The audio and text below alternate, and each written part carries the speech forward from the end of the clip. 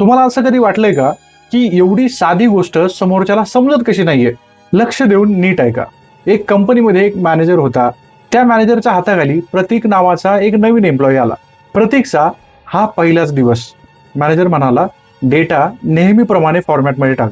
आता प्रतीकची गैरसोय, कारण प्रतीकचा हा पहिलाच दिवस आणि हा मॅनेजर कोणत्या फॉर्मॅटमध्ये टाकायच्या गोष्टी करतोय.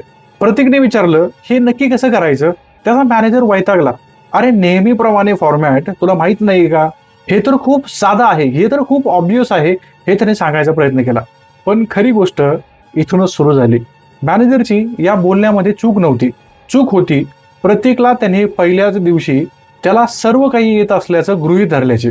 त्याला वाटलं प्रतीकलाही तेवढं सोपं वाटेल जेवढं मला जमत होतं. सायकॉलॉजीमध्ये यालाच आपण बोलतो कर्स ऑफ नॉलेज.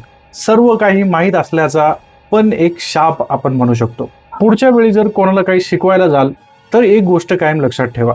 समोरच्याला अजून काहीच माहीत नाहीये, या उद्देशाने जर तुम्ही पुढच्याला सांगितलं, तर नक्कीच त्याच्या लक्षात राहील.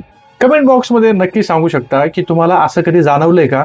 काही तुम्ही गोष्ट सांगायला गेलात आणि समोरच्याला ती समजलीच नाही. भेटूया उद्या.